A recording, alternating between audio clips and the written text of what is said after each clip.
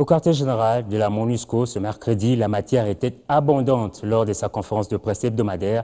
La mission onusienne a condamné des pertes en vies humaines enregistrées à Kinshasa et ailleurs à la suite des manifestations de rue les 19 et 20 décembre dernier.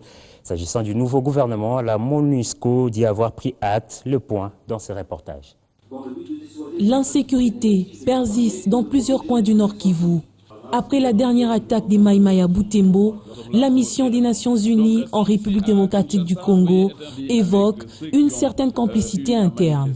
La situation serait donc à la base des multiples incursions des groupes rebelles dans l'est de la RDC. La MONUSCO, qui ne désespère pas, appelle à l'implication de tous, mais surtout celle de la population locale. La sécurité est l'affaire de tous. Ce n'est pas seulement l'affaire des FRDC.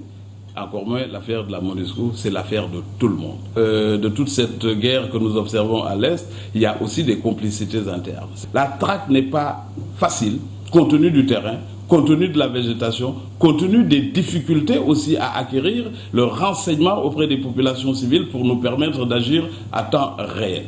Au sujet de la nomination de la nouvelle équipe gouvernementale, la MONUSCO pense qu'elle ne va pas empiéter les discussions directes menées par la SENCO.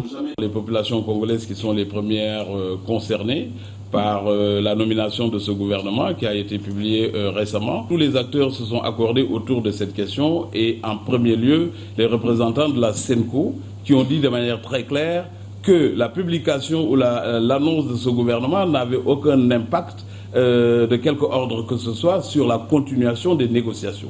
Je pense tout simplement qu'il faut saluer cette initiative, il faut l'encourager, il faut la soutenir, il faut l'accompagner parce qu'au bout du compte, ce qui est recherché, c'est rien d'autre que la paix. Lors de cette dernière conférence de presse de l'année 2016, la mission onusienne a aussi condamné les actes de violence des 19 et 20 décembre. Elle invite le gouvernement à garantir le droit de l'homme et celui de la liberté d'expression.